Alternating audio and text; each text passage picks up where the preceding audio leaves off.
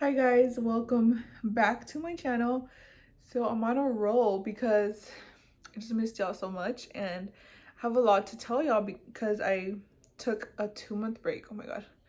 Okay, so this video I want to talk to y'all about my bleeding scare.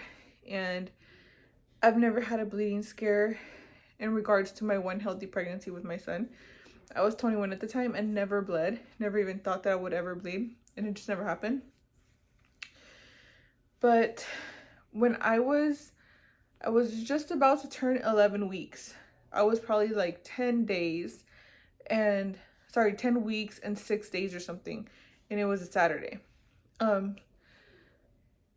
had intercourse, and it was like the huge, so I didn't think anything of it. In that Saturday morning, I think it was in the morning, but like early. But then when I woke up to go pee, once like actually woke up, um whoa, thought I just saw my camera move. I saw blood, like, like you feel the sperm come out when you get up. So I felt like warmness and it come out, and I was like, oh fuck. Like I said, dang it. And then I told my husband to look, and I don't know, because I was getting dressed and I had like a gray underwear on, and I was like, please don't tell me that's blood. That's what I told him. And that's because when I had peed, I had seen like light pink. But in my head, I was like, it's not gonna be blood. I'm just saying.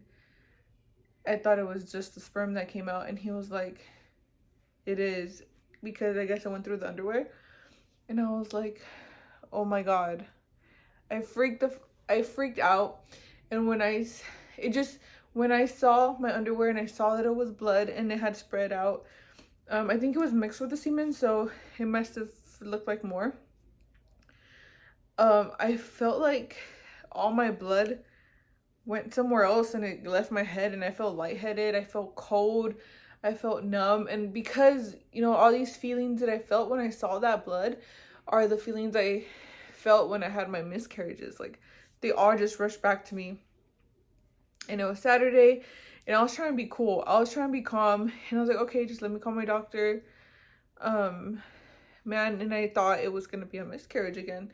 And I prayed and I prayed and I prayed, and we were just freaking out. So I called the doctor. Of course, it was a Saturday, so I had left a message for the triage nurse.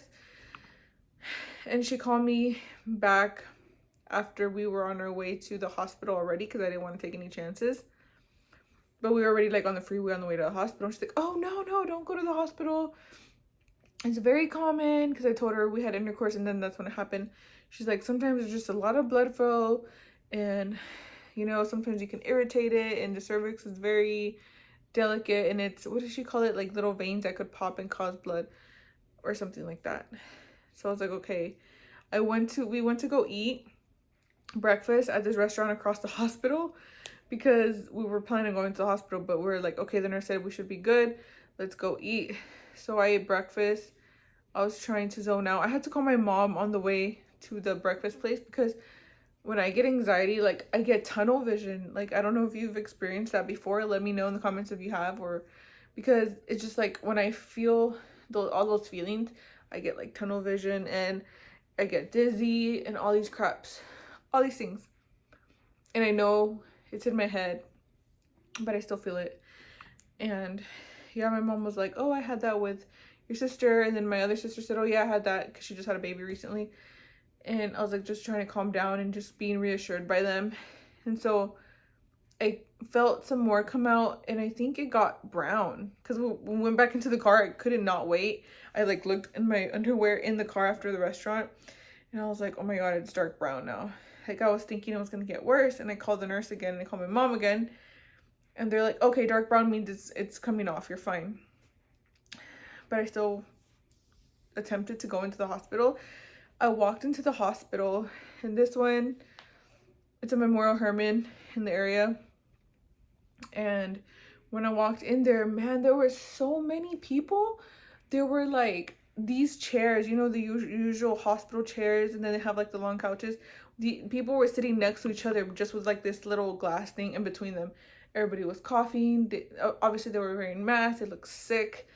Some were standing. I was like, and I asked the check-in lady, I said, can I wait in my car? She said, no, unfortunately, if you're not here, we call you, we skip you.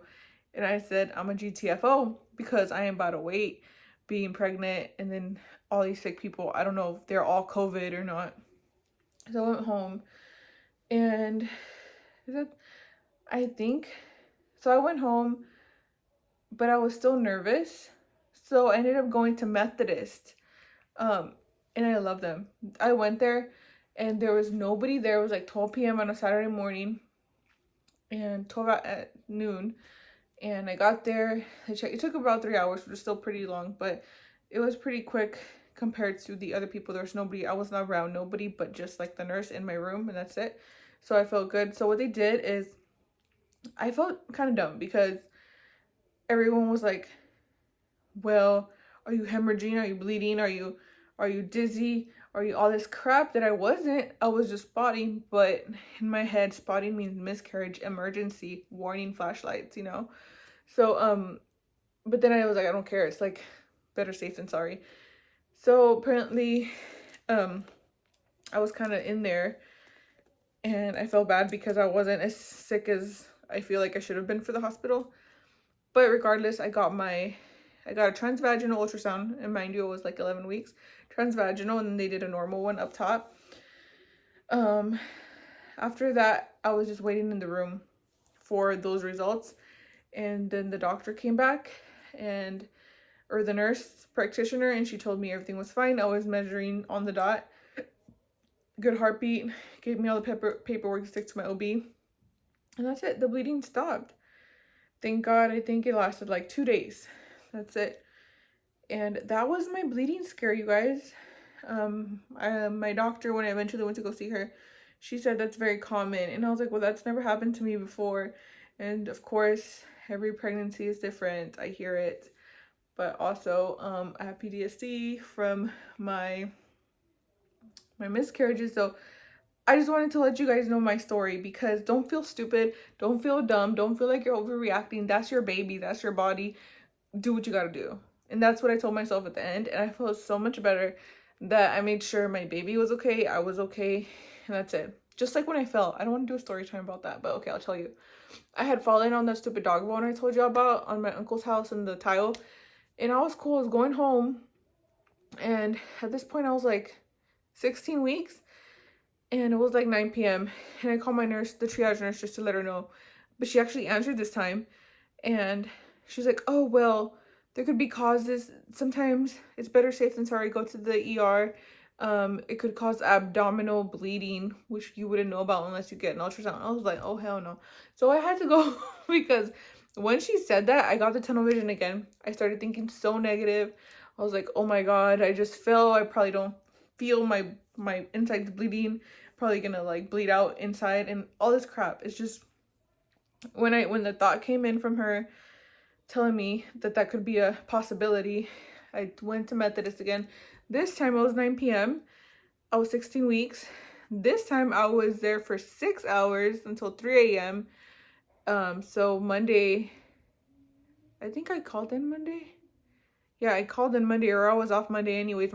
My husband called in Monday because he was not able to go into the hospital with me, and him and my 6-year-old son were in the car the whole entire time. So it's really different with COVID and having like accidents or mishaps. It just scares. And I know I should go to my actual doctor, because they told me next time you have a bleeding scare, any type of scare, come all the way. So my doctor's in the med center in Houston. That's all the way over there. I live out in the suburbs. So whenever she told me about abdominal bleeding, I was like, what if I die on my way there, because it's like an hour drive? So that's why I went to Methodist again. So it was a little bit scarier that time. I was out in the lobby. They didn't have any rooms available because they said they were short of nurses, because y'all nurses are leaving to travel and get paid. So I understand. But at first I thought it was like, oh, COVID is so bad, there's no rooms. And then the nurse said, oh no, it's just that we're short on nurses. So I was kind of like waiting in the lobby. So that was my bleeding scare. That was my falling scare. And hopefully I don't have to go to the hospital again until I have my baby, which my due date is July 4th. I think I told y'all, but we'll see exactly how far I get to there, because I know I had my son at 38 weeks and they want to schedule me at 39 weeks. So hopefully I can make it to that. Again, don't feel bad if you feel like you're overreacting. If you are, then we're both overreacting. It's fine. We can be friends. I think it's best you do what's best for you and your baby and your peace of mind, because if you don't have peace of mind, it's all downhill from there. So thank you guys for listening to my story time. My next video will be my anatomy scan on the 19th. So my husband will be recording that and I'll post it for y'all. Thank you so much for watching, and I'll see y'all next time. Bye.